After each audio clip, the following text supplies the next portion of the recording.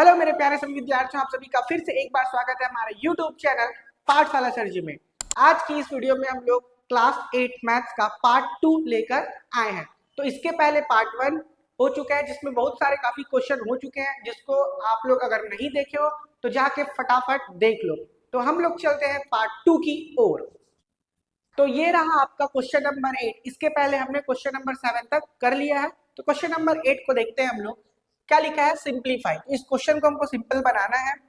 ये जो क्वेश्चन यहाँ पे प्लस लिखा है, ये क्वेश्चन डिवाइड का है। ठीक है, बुक में आप सभी ने देखा होगा। ये क्वेश्चन किसका है? डिवाइड का।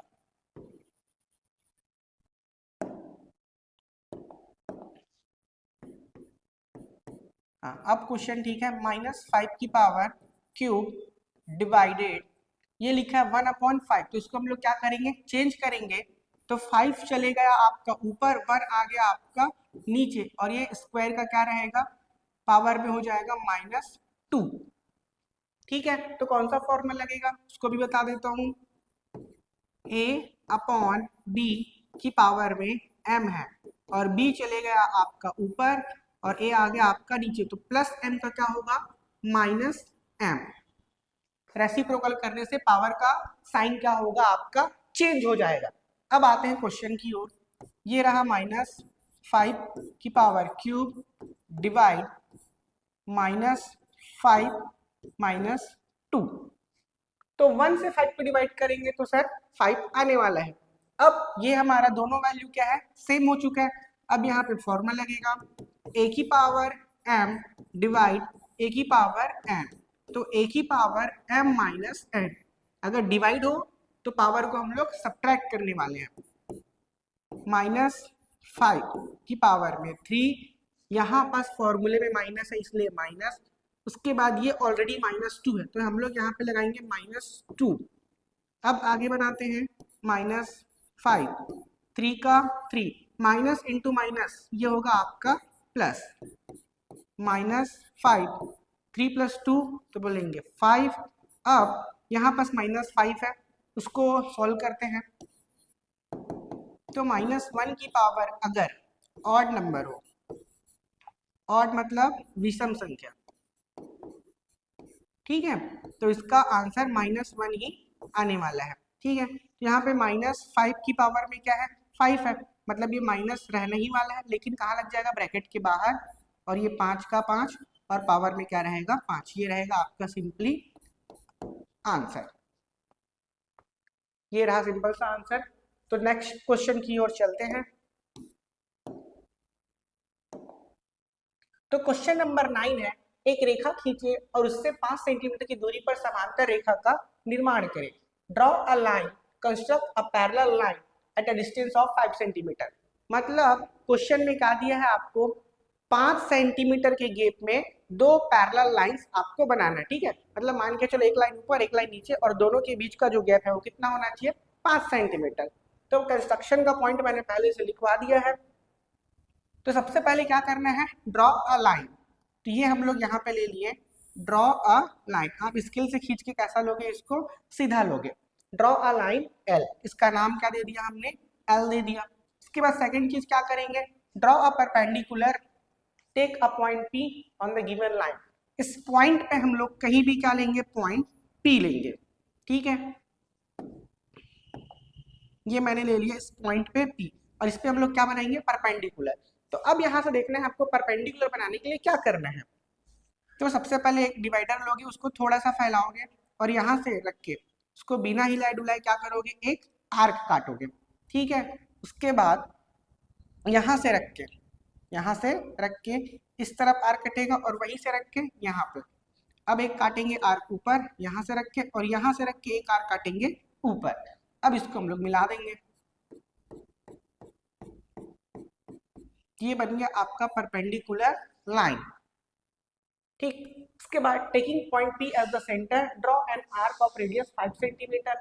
मतलब P को हमको सेंटर मानना है, और 5 सेंटीमीटर ऊपर की ओर ऐसे आर्क काटना है। कितने सेंटीमीटर का?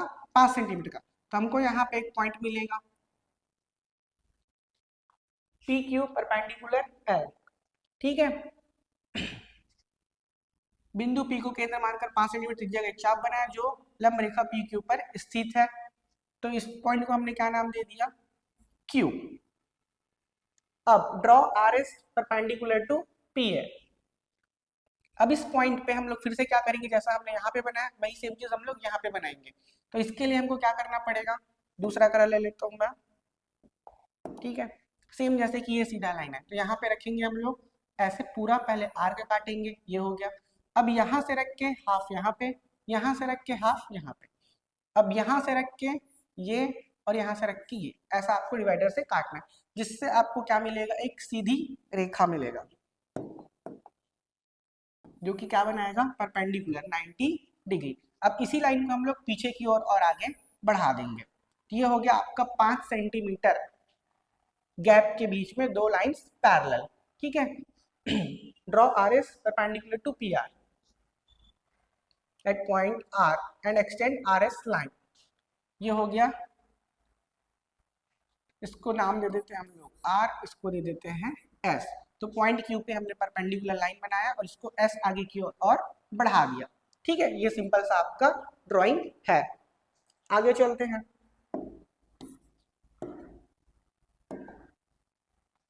Question number 10। तो क्वेश्चन नंबर 10 क्या बोल रहा है, एक कक्षा में 11 छात्रों का भार निम्नलिखित है, इसका माध्य ज्ञात कीजिए। The weight of 11 student in a class are as follow. Find its median. तो देखिए यहाँ पे लिखा हुआ है मीडियन और यहाँ पे क्या लिख दिया है, माध्य। तो ये क्वेश्चन मीडियन का है, तो ये माध्य नहीं, यहाँ पास आने वाला है माध्य का। तो इस क्वेश्चन का हमको क्या निकालना है, मीडियन। तो क्वेश्चन को मीडियन बनाने के लिए सबसे पहले हमें क्या करना होता है, सबसे पहले इसको असेंडिंग ऑर्डर में अरेंज करना पड़ता है। तो अरेंज कर लेते हैं।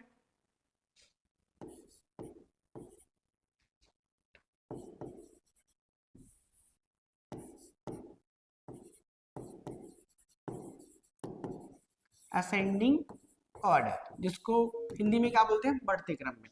तो सबसे छोटा पहले क्या आ जाएगा आपका 25, ये रहा आपका 25, 25 के बाद 26, 26 रहा, टिक करते जाते हैं, 25 हो गया, 26, 27 है क्या, ये 27, 27, 28, 29, 30, 30 के बाद 31, 32, 33, 34, 35, 36, 37, 38 नहीं है, उसके बाद डायरेक्ट क्या है आपका 41। अब लास्ट में हम लोग एक चीज करेंगे कि दोनों को हम लोग काउंट करेंगे ताकि कम ज्यादा ना हो। 1 2 3 4 5 6 7 8 9 10 11, 1 2 3 4 5 6 7 8 9 10 11, ठीक है। ये हो गया हमारा असेंडिंग ऑर्डर।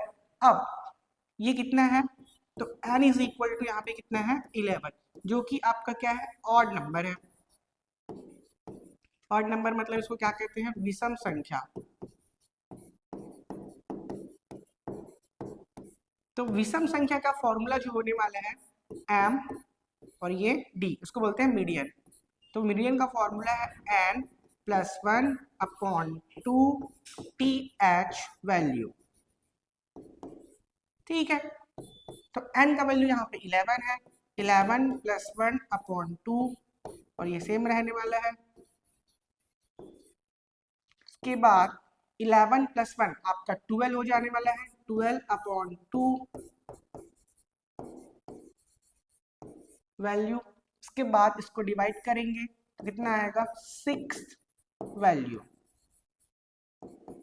तो 6 वैल्यू कौन सा होगा, 1 2 3 4 5 6। तो 6 वैल्यू हमारा क्या है, तो लास्ट में उसके नीचे लिखना आप 6 वैल्यू हमारा जो मीडियन होगा वो है हमारा 30। ये रहा आपका सिंपल सा आंसर। तो आपको बेसिकली क्या याद रखना है इसमें, एक तो हो गया आपको फॉर्मूला को याद रखना है ये वाला, और इसको हम लोग असेंडिंग ऑर्डर में जमाते हैं, ये आपको पता होना चाहिए। चलते हैं नेक्स्ट क्वेश्चन की ओर।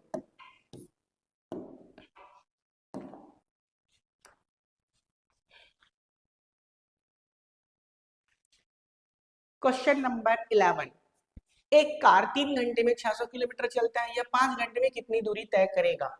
तो ये क्वेश्चन आपका चैप्टर है वेरिएशन, डायरेक्ट वेरिएशन और इनडायरेक्ट वेरिएशन।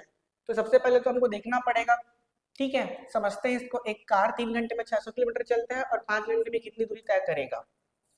तो लिख लेते हैं, हमारे पास दो यूनिट क्या क्या है, तो आप लोग बताओगे सर, एक तो टाइम है और दूसरा क्या है, किलोमीटर। तो हम लोग एक बॉक्स बनाते हैं, यहाँ पे बना देता हूँ मैं आप लोगों के लिए। एक हमारे पास क्या है, तो टाइम है, दूसरा हमारे पास क्या है, किलोमीटर, जिसको हम लोग बोल सकते हैं डिस्टेंस। डिस्टेंस किस में है, किलोमीटर में, और टाइम किस पे है, हावर पे। तो 3 घंटे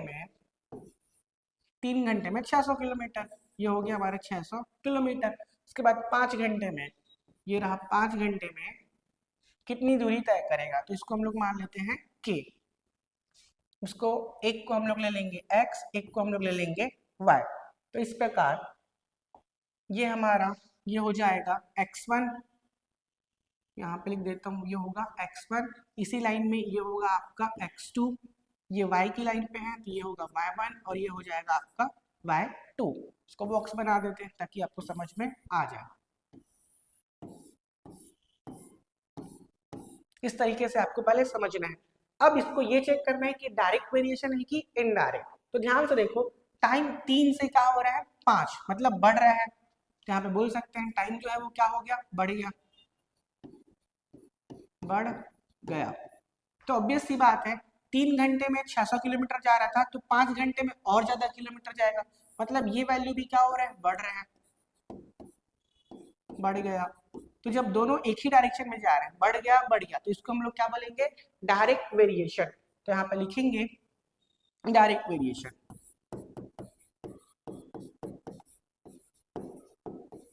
डायरेक्ट वेरिएशन, तो डायरेक्ट वेरिएशन का फॉर्मूला भी होता है, तो formula x1 upon x2 y1 upon y2। ये सिंपल सा फॉर्मूला आपको याद रहना चाहिए, x1 upon x2 y1 upon y2। x1 का वैल्यू तो बोलोगे सर 3, ये लिख दिया हमने। x2 का वैल्यू 5, ये हमने लिख दिया 5। y1 का वैल्यू 600 किलोमीटर। उसके बाद y2 हमारा क्या है, k, जिसको आपको फाइंड करना है। अब क्रॉस मल्टीप्लाई करेंगे तो ये होने वाला है आपका 3k, 5 इंटू 600, तो k को यहीं पे छोड़ दो। अभी 5 इंटू 600 अपॉन 3, अब इसको कैंसल आउट करेंगे हम लोग, तो 3 से ये डिवाइड हो जाएगा, कितने टाइम, 3 2 ज़ा 6 और ये 00, तो k का वैल्यू आ गया 5 2 ज़ा 10 और ये 00। k क्या था हमारा, डिस्टेंस, जो कि किसमें था, किलोमीटर में, तो k का वैल्यू आ गया 1000 किलोमीटर। आप सभी को समझ में आ चुका होगा, रिवीजन की जरूरत नहीं है। चलते हैं नेक्स्ट क्वेश्चन की ओर।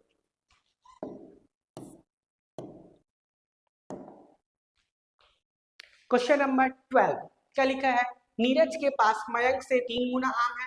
यदि मयंक को 8 आम और नीरज को 6 आम अधिक दिए जाए, तो मयंक और नीरज के पास आमों का अनुपात 1:2 हो जाएगा। प्रत्येक के पास कितने आम होंगे। अभी तक तो आप समझ में आ चुका होगा, ये क्वेश्चन काफी इजी है, फटाफट बनाते हैं। तो सबसे पहले क्या लिखा है, नीरज के पास मयंक से, तो मयंक से बोला है तो मयंक को क्या ले लेंगे, x। Let the Mayank has x mangoes. अब मयंक को मिल गया, तो मयंक के पास जितना भी था उसका 3 गुना आम किसके पास था, नीरज के पास। सो नीरज हैज 3x मैंगोस, तो नीरज के पास कितने आम हो जाएंगे, 3x। अब उसके बाद क्वेश्चन में क्या बोल रहे हैं, मयंक को 8 आम और मिल गया और नीरज को 6 आम और मिल गया। यहाँ पे लिख लेते हैं हम लोग according to question, according to question के अनुसार मयंक के पास कितना है, x। कितना आम इसको एक्स्ट्रा मिला, 8, ये लिखा हमने 8। नेक्स्ट क्या है, नीरज के पास कितने आम है, 3x, इनको कितना एक्स्ट्रा मिल रहा है 6, ये रहा, और दोनों का रेशियो क्या हो जाता है 1:2, ये रहा आपका 1:2। तो ये हो गया वर्ड प्रॉब्लम का सॉल्यूशन। अब क्वेश्चन को बनाते हैं सिंपल सा। तो यहाँ पास होने वाला है क्रॉस मल्टीप्लाई, 2 का मल्टीप्लाई होगा x प्लस 8 से, और 1 का मल्टीप्लाई होगा 3x प्लस 6 से। तो 1 का मल्टीप्लाई 3x प्लस 6 होगा तो सेम रहेगा। आते हैं हम आगे, 2 इंटू एक्स 2x, 8 2 ज़ा 16, 3x प्लस 6, यहाँ तक तो सभी बना लेंगे। और आगे चलते हैं, तो ये रहा आपका 3x का 3x, ये 2x प्लस में है, इधर आके क्या होगा माइनस 2x, 16 का 16 प्लस 6, इधर आके आपका हो जाएगा माइनस 6। अब सब्ट्रैक्ट कर लेंगे, 16 में से 6 गया तो 10, 3x में से 2x गया तो x, तो x की वैल्यू आ गई 10। x की वैल्यू 10 से क्या मतलब है हमारे पास कि मयंक के पास x मैंगो, तो मतलब मयंक के पास कितने हैं 10 मैंगोस है। सो मयंक हैज, यहाँ पे लिख सकते हैं 10 मैंगोस। उसके बाद नीरज के पास यहाँ पे लिख सकते हैं Neeraj has 3 times of Mayank, तो 3 का 3, x का वैल्यू 10 हमने निकाला तो आ गया 30 मैंगोस।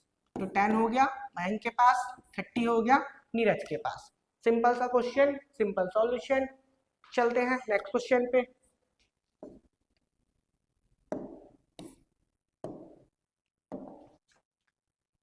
क्वेश्चन नंबर 13 की पारी है। अब एक सिनेमा हॉल में मालिक चाहता है कि सीटों की पंक्तियां मतलब आपका क्या हो जाएगा 1 to number of rows and number of column set to be equal. दोनों चीजें कैसे होने चाहिए आपके इक्वल होने चाहिए। और कुल सीटों की संख्या क्या है 1849 सीट्स है। तो पंक्तियों और स्तंभों की संख्या ज्ञात कीजिए। बहुत सिंपल क्वेश्चन है, बनाते हैं। एक छोटा सा एग्जांपल आपको समझा देता हूँ।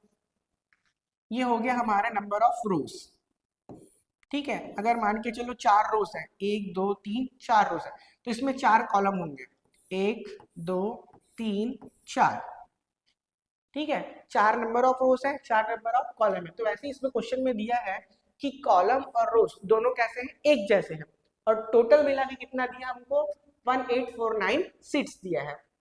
तो बनाते हैं इसको। Let the number of row is equal to x and number of column,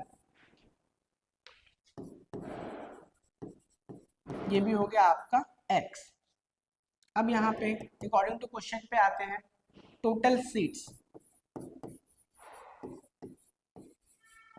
total हमारे पास सीट्स कितना है 1849। तो सीट्स कैसे निकलेगा, जितने आपके कॉलम है उसको मल्टीप्लाई करेंगे रोज से, या कॉलम को रोज से या रो को कॉलम से, और ये होगा 1849। तो सभी को पता है x का मल्टीप्लाई x से होगा तो क्या बनेगा ये बनने वाला है x का स्क्वायर 1849। अब ये स्क्वायर है, इस साइड जाके क्या बनेगा स्क्वायर रूट 1849। अब इसको आपको सॉल्व करना पड़ेगा। तो सॉल्व करने के लिए यहाँ साइड में आपके लिए बना देता हूँ 1849। सबसे पहले क्या करेंगे पीछे से पेयरिंग करेंगे, ये बना 18, ये बना 49। कौन से मेथड से सॉल्व कर रहे हैं तो डिवीजन मेथड से। अब 18 है तो मल्टीप्लाई कैसे होता है इसमें 1 1 ज़ा 1, 2 2 ज़ा 4, 3 3 ज़ा 9, 4 4 ज़ा 16, 5 5 ज़ा 25। तो इसको नहीं ले सकते क्योंकि 18 से ज्यादा हो जाएगा। 4 4 ज़ा 16, कितना बचने वाला है यहाँ से 2। अब पूरा का पूरा आपका 49 आ जाएगा नीचे। अब क्या करेंगे इस 4 को यहाँ पास लेते हैं, इसका प्रोसेस है 4 और 4 कितना हो गया 8, एक नंबर यहाँ पे छोड़ देंगे कि कितनी बार इसको टेबल लेना है। तो 8 3 ज़ा कितना होता है 24। उस हिसाब से हम लोग यहाँ पे ले रहे हैं 8 3 इंटू 3, क्योंकि 8 तो पहले से है 3 इंटू 3 हमने लिया है, तो 3 3 ज़ा 9, 8 3 ज़ा 24, तो देखने से 249 आ रहा है, तो यहाँ पे लेंगे 3, यहाँ भी लेंगे 3, 249, पूरा क्या हो गया कैंसिल। तो स्क्वायर रूट कितना आ गया, x इज इक्वल टू 43, ये होगा इसका सॉल्यूशन और आंसर। तो लास्ट में हमको लिखना पड़ेगा the number of rows is equal to 43, number of column is equal to 43। I hope आप सभी को समझ में आया होगा। तो जितने सभी लोग देख रहे हैं फटाफट हमारे चैनल को सब्सक्राइब कर लीजिए और अपने दोस्तों को शेयर भी कर दीजिए। अगर वीडियो अच्छी लगी तो वीडियो को लाइक भी कर दीजिए।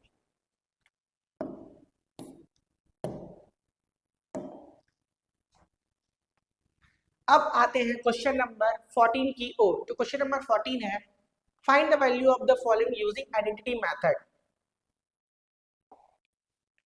इस क्वेश्चन को सॉल्व करना है, लेकिन किसके थ्रू करना है, आइडेंटिटी के थ्रू करना है। ठीक है, मैं फटाक से आपको तीनों आइडेंटिटी बता देता हूं। a plus B whole square, a minus B whole square, a plus B, a minus B, ये तीन टाइप के आइडेंटिटीज है। ठीक है, तीनों का आंसर देख लेते हैं, शायद आपको पता भी होगा। a square 2ab plus B square, A minus B का A square minus 2ab plus B square, last वाले का A square minus B square. आप यहीं से देख के पता बता सकते हैं कि कौन से फॉर्मेट में है, ए plus B, A minus B, कौन सा वाला, लास्ट वाला। तो यहाँ पे फॉर्मूला लास्ट वाला हम लोग लगा लेने वाले हैं।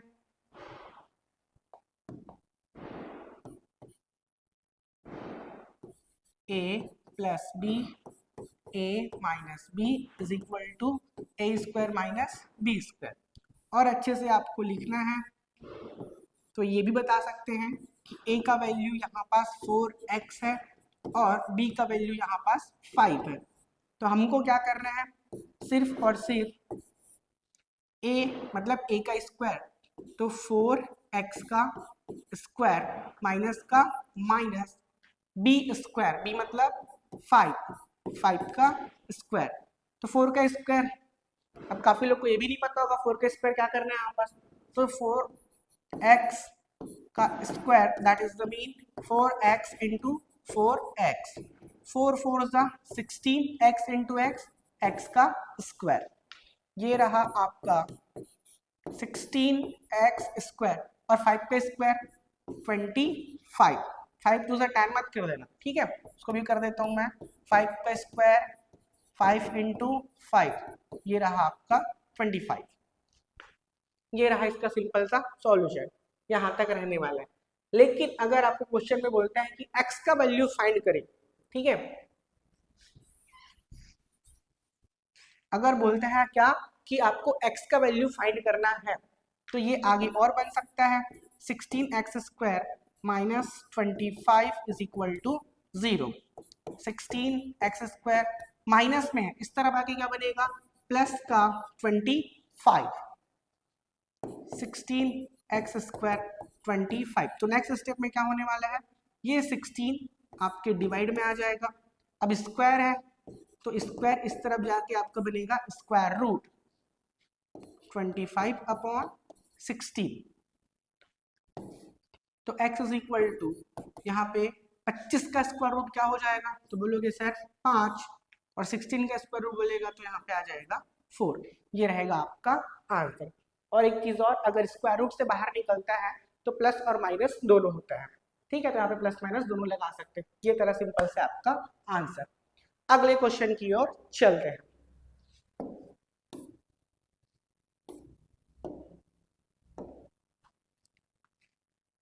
Question number 15, find the base of the parallelogram whose area is 390 square centimeter and height is 26 centimeter. Find the base of parallelogram। तो पैरेललोग्राम बना लेते हैं ताकि आपको समझ में आ जाए।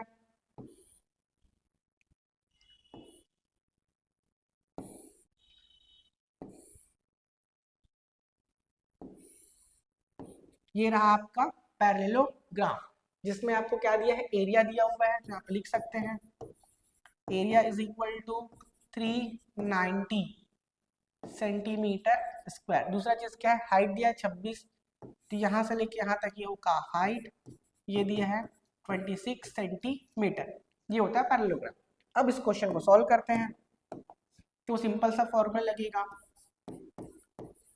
एरिया ऑफ पैरेललोग्राम, जिसका फॉर्मूला होता है base into height, base into height, आधार गुणित ऊंचाई। तो बेस हमारे पास तो नहीं है, पैरेललोग्राम का एरिया हमारे पास है, ये कितना है 390, बेस हमारे पास नहीं है, हाइट हमारे पास है 26। तो सिंपल सी बात है, 390 का 390, अब 26 कहाँ आ जाएगा, नीचे डिवाइड में, और ये रहा आपका B for base.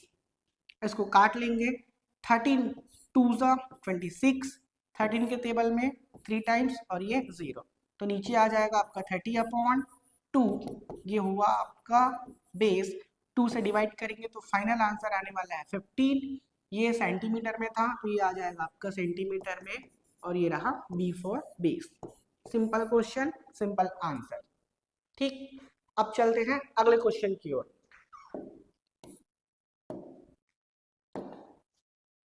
Question number 16, area of the trapezium, find area of trapezium with parallel side 20 meter and 8 meter where the distance between these two sides is 12 centimeter। इसको भी पहले हम लोग डायग्राम के थ्रू समझते हैं। तो क्वेश्चन किसका है, ट्रेपेजियम का, जिसमें दो पैरेलल साइड है 20 और 8। ठीक है, बनाते हैं। ये हो गया हमारा 8 मीटर, नीचे साइड वाला हो जाएगा हमारा 20 मीटर। दो पैरेलल साइड्स हैं ट्रेपेजियम में, इसको मिला देते हैं। उसके बाद दोनों के बीच का distance, where the distance between this two sides, दोनों के साइड्स का डिस्टेंस है, ये रहा कितना है 12 सेंटीमीटर। ये हो गया आपका ट्रेपेजियम तैयार। अब इसको सॉल्व कर लेते हैं। तो गिवन दैट में लिख सकते हैं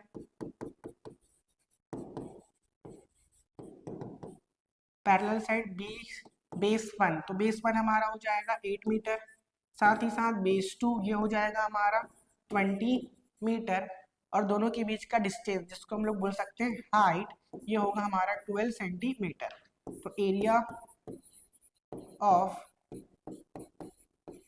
ट्रेपेजियम, तो एरिया ऑफ ट्रेपेजियम का formula half into b1 plus b2 into height. तो फॉर्मूला इस फॉर्म में नहीं रहता, ये मैंने शॉर्टकट में लिखा है, half into sum of two parallel side into distance between them, दोनों के बीच की दूरी। हाफ b1 प्लस b2 मतलब 8 एंड 20, हाइट आपका है 12। नेक्स्ट स्टेप में आते हैं, 1/2, 20 और 8, ये होगा आपका 28, और ये होने वाला है आपका 12।